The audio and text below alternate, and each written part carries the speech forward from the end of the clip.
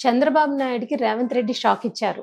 ఎన్టీఆర్ భవన్‌ని కూల్చేయడానికి బుల్డోజర్‌లు వెళ్తున్నాయి అనే న్యూస్ వస్తుంది సార్. నిజంగానే ఎన్టీఆర్ భవన్‌ని కూల్చేయబోతున్నారా? ఇప్పుడు 2 రకాల ప్రాబ్లమ్స్ కనిపిస్తాయండి. ఒకటి ఆహ్, అక్కడ కేబీఆర్ పార్క్ ఉంది. కేబీఆర్ హ్మ్. పార్క్ చుట్టుపక్కల విపరీతమైన ట్రాఫిక్ జామ్ ఉంటది. జూబిలీ హిల్స్, బంజారా హిల్స్ ఈ రోడ్ల మధ్యలో. ఎప్పటినుంచో ఉంది ఆ ప్రాబ్లమ్. గతంలో కేసీఆర్ గూడా దాన్ని అక్కడ ఫ్లైఓవర్‌లు నిర్మించాలని 2016లోనే ట్రై చేశారు. అప్పుడు అక్కడ ఎస్ఆర్‌డిపి పేరు అంటే స్ట్రాటజిక్ రోడ్ డెవలప్‌మెంట్ ప్రాజెక్ట్ అని ఆ పేరుతో కేసీఆర్ ఫ్లైఓవర్‌లను పెట్టాలని చూశారు. హ్మ్. అయితే ఏమవుతుందంటే కేబీఆర్ పార్క్ అనేది నేషనల్ పార్క్ అన్నమాట. జాతీయ ఉద్యానవనం కింద డిక్లేర్ అయిపోయింది. హ్మ్. డిక్లేర్ అయిపోయినప్పుడు అది ఎకో సెన్సిటివ్ జోన్ కింద వస్తుంది. ఆ చుట్టుపక్కల ఉన్నది కొంత భాగం వదిలేయాల్సి వస్తుంది. అక్కడ హై పిల్లర్స్ అనేవి నిర్మించకూడదు అనే రూల్ ఉంది. హ్మ్. దాన్ని బేస్ చేసుకొని కొంతమంది ఎన్విరాన్మెంటలిస్టులు ఎన్జిటికి వెళ్ళారు. నేషనల్ గ్రీన్ ట్రిబ్యునల్ ఉంటుంది. ఆ నేషనల్ గ్రీన్ ట్రిబ్యునల్కి వాళ్ళు వెళ్తే అదే ఆగిపోయింది. సో కేసీఆర్ దానివల్ల ఆ ప్రాజెక్ట్ని ఆపేశారు. ఈ ఎకో సెన్సిటివ్ జోన్ అనే ఇబ్బంది వల్ల. హ్మ్. అయితే రేవంత్ రెడ్డి వచ్చినాక దీన్ని డిజైన్స్ చేంజ్ చేశారు. డిజైన్స్ చేంజ్ చేసి ఎకో సెన్సిటివ్ జోన్కి ఇబ్బంది రాని పద్ధతిలో ఇప్పుడు డిజైన్ చేస్తున్నారు. సో ఇప్పుడున్న రేవంత్ రెడ్డి గవర్నమెంట్ ప్లాన్ ఏంటంటే దీని చుట్టుపక్కల మొత్తం 6 అండర్ పాస్లు, 8 ఫ్లైఓవర్లు, స్టీల్ బ్రిడ్జ్లు కన్స్ట్రక్ట్ చేయాలనేది ప్లాన్ అనమాట. హ్మ్. ఇంకొక 10 రోజుల్లో టెండర్లు కూడా వెళ్ళబోతుంది. హుహు. ఈ క్రమంలో వీళ్ళు ఏం చేశారంటే రోడ్ నెంబర్ 45 జూబ్లీ హిల్స్లో ఉండే బాలకృష్ణ ఇంటికి పెద్ద మార్క్ వేశారు. హ్మ్. అట్లాగే రోడ్ నెంబర్ 12 బంజారా హిల్స్లో ఉండే జానారెడ్డి ఇంటికి అక్కడ రోడ్డు 100 ఫీట్ ఉంటుంది, 120 ఫీట్ ఎక్స్టెండ్ చేయాలి, దాన్ని వైడెన్ చేయాలి, హ్మ్. అక్కడ వేశారు. దాంతోపాటు ఇప్పుడు main entrance KBR park main entrance ఎదురుగానే ఎన్టీఆర్ ట్రస్ట్ భవన్ ఉంటుంది. హ్మ్. అంటే తెలుగుదేశం ఆఫీస్ అది. సో అది కూడా ఇబ్బందిగా ఉంది. హ్మ్. అక్కడ కూడా ఫ్లైఓవర్ అది వస్తుంది కాబట్టి దాన్ని కూడా కొంత భాగం కొట్టేసే పరిస్థితి. హ్మ్. సో దీనివల్ల మొత్తంగా ఇప్పుడు 87 మంది ఆస్తులు కొట్టాల్సిన ప్రైవేట్ ఆస్తులు ఉన్నాయన్నమాట. హ్మ్. ఈ ఈ ఫ్లైఓవర్లు వీటికి సంబంధించి 80, అందులో మేజర్ ఆస్తులన్నీ కూడా పెద్ద పెద్ద బిజినెస్ మెన్వి, రాజకీయ నాయకులవి, ఇలాంటి వాళ్ళవే ఉన్నాయి, హ్మ్. సెలబ్రిటీలు హ్మ్. ఉన్నాయి. సో అది రిస్కీ. కానీ రేవంత్ రెడ్డి ప్రభుత్వం ధైర్యంగా వెళ్ళింది. ఇది రేవంత్ రెడ్డి ప్రభుత్వం చేసే దాన్ని అభినందించాలి తప్ప దాంట్లో ఏమీ తప్పు లేదు. అవును సార్. ఎందుకంటే ట్రాఫిక్ భయంకరంగా హ్మ్. ఉంది. సో దానికి సంబంధించి వైడెన్ చేయాలంటే కొన్ని కూలగొట్టక మొత్తం హ్మ్. ఇండ్లు కూలిపోవు, కొంత భాగం ఇబ్బంది అవుతుంది. హ్మ్. సో ఆ రకంగా చేయాల్సిన పరిస్థితి అయితే ఉంది.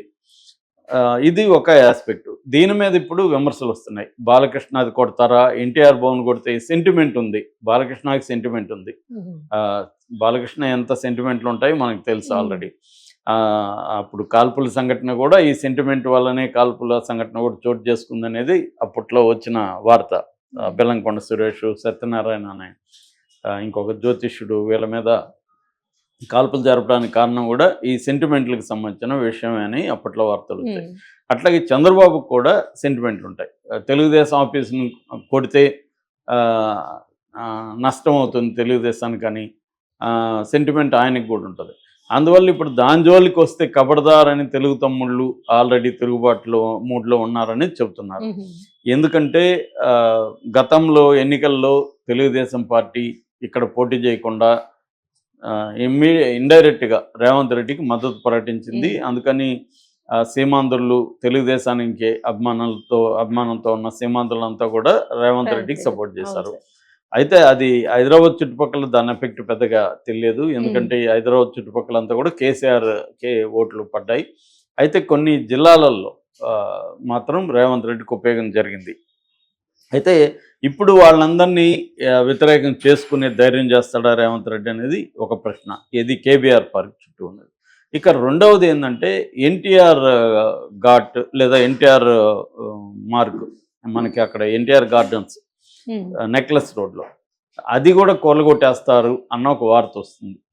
ఎందుకంటే ఇప్పుడు గతంలో కేసీఆర్ ఉన్నప్పుడు తన కొన్ని ఐకానిక్ బిల్డింగ్లు పర్మనెంట్‌గా నిలిచిపోవాలి, కేసీఆర్ చేశాడురా అన్న హిస్టరీలో నిలిచిపోవాలనే ఉద్దేశంతో కేసీఆర్ ఏం చేశాడంటే బాగున్న సచివాలయాన్ని కూలగొట్టి 600-700 కోట్లతో కొత్త సచివాలయం కట్టాడు. దాని తర్వాత అంబేద్కర్ విగ్రహం, పివి నరసింహారావు ఇలాంటివన్నీ పెట్టి ఆయన కొన్ని ఐకానిక్గా కొన్ని చేశాడు. అమరవీరుల ఇది మోనుమెంట్ ఇవన్నీ. ఇప్పుడు రేవంత్ రెడ్డి కూడా కేసీఆర్ సింబల్స్ అన్నిటినీ తుడిచిపెట్టేసి తన సింబల్స్ అనేవి కొత్తగా, అంటే తెలంగాణ సెంటిమెంట్ కేసీఆర్ పేరుతో ఉంది ఇప్పటి వరకు. తెలంగాణ అంటేనే కేసీఆర్ అంటే తెలంగాణ అన్న ఇది ఉంది. దాన్ని కంప్లీట్గా వైప్ అవుట్ చేసేసి తను కొత్తగా ఛాంపియన్ ఆఫ్ ద తెలంగాణ అంటే రేవంత్ రెడ్డి చిరస్థాయిగా నిలిచిపోవాలనేది రేవంత్ రెడ్డికి ఉన్నది. అది ఆయన చాలాసార్లు ప్రకటించాడు కూడా, మీ గుర్తులన్నీ చెరిపేస్తున్నాడు. అందుకనే రేవంత్ రెడ్డి తెలంగాణ గీతం కావచ్చు, తెలంగాణ సింబల్ కావచ్చు, ఇవన్నీ కూడా మార్చే కార్యక్రమంలో ఉన్నాడు. అలాగే ఇప్పుడు రేవంత్ రెడ్డికి ఉన్న ఆలోచన అంటే మనం కూడా ఐకానిక్ స్ట్రక్చర్స్ని తీసుకురావాలి. ఒకటి, ఆల్రెడీ సచివాలయంకి ఆపోజిట్గా రాజీవ్ గాంధీ విగ్రహం పెట్టారు. తెలంగాణ తల్లి విగ్రహాన్ని మార్చేసి తన పద్ధతిలో ఒక విగ్రహాన్ని ఎస్టాబ్లిష్ చేశాడు. అలాగే ఇప్పుడు ఏంటంటే కాంగ్రెస్ పార్టీ అసెంబ్లీని కొత్తది కట్టాలన్న ఒక ప్లాన్ కనబడుతుంది. సో ఆయన సచివాలయం కట్టాడు కాబట్టి దాని పక్కనే మనం దానికంటే అంటే ఆ సచివాలయం ని డామినేట్ చేసే విధంగా అసెంబ్లీ కడితే ఇంకా మనకు పేరు వస్తుంది.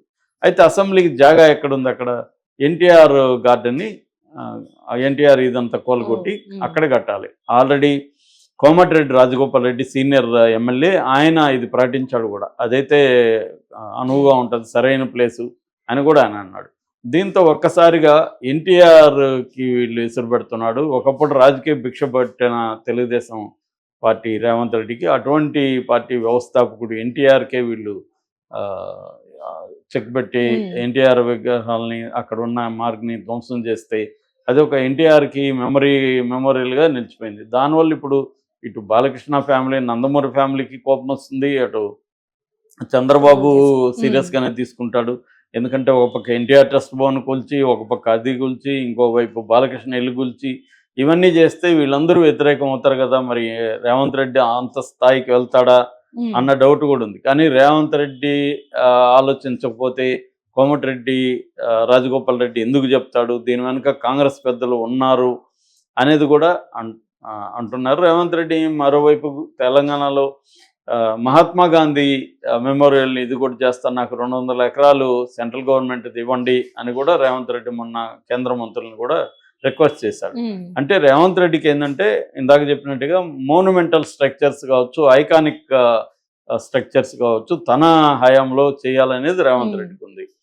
సో ఈ యాంగిల్లో చూసుకున్నప్పుడు ఒక్కొక్కసారి ఏంటంటే నువ్వు ఒక అదేదో అంటారు, నువ్వు కన్స్ట్రక్ట్ చేయాలంటే డిస్ట్రక్ట్ కూడా చేయాల్సి ఉంది.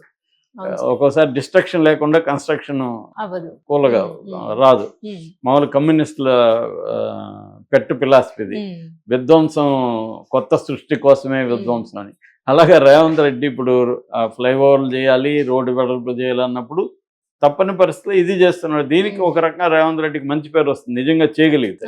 అంటే బాలకృష్ణదైనా వదలలేదు, జానారెడ్డి ఒకప్పుడు home minister, Congress party senior నాయకుడు, అయినా కూడా వదలలేదు. అట్లాగే అనేక మంది పెద్దవాళ్ళు 87 మంది ఆస్తులున్నా కూడా రేవంత్ రెడ్డి ధైర్యంగా దిగాడు. కేసీఆర్ చేయలేని పని చేస్తాడంటే ఖచ్చితంగా రేవంత్ రెడ్డికి మంచి పేరు, ప్రజలకు కూడా అది హెల్ప్ అవుతుంది, ఉంటుంది. కానీ అసెంబ్లీ అనే దగ్గర మాత్రం కొద్దిగా ప్రాబ్లం వస్తుంది. ఎందుకంటే అసెంబ్లీ వేరే చోట చేస్తే ఓకే, ఇప్పుడున్న అసెంబ్లీని కొట్టేసి వీళ్ళు కడితే అది ఓకే, కానీ అది కూడా విమర్శ వస్తుంది. ఎందుకంటే అది హెరిటేజ్ స్ట్రక్చర్, అది హెరిటేజ్ స్ట్రక్చర్ని కొట్టడం అనేది అక్కడ సాధ్యం కాదు. కాబట్టి వేరే దగ్గర పెట్టాలి. వేరే దగ్గర అంటే దీని పక్కనే పెడితే వీళ్ళ ప్లాన్ ఏంటంటే అది ఇది కంపేర్ చేస్తే ఇది బ్రహ్మాండంగా ఉంటే మనకు పేరు వస్తుంది అనేది ఐడియా బాగానే ఉంది. కానీ దానివల్ల మరి ఈ స్థాయిలో వ్యతిరేకత సీమాంధ్ర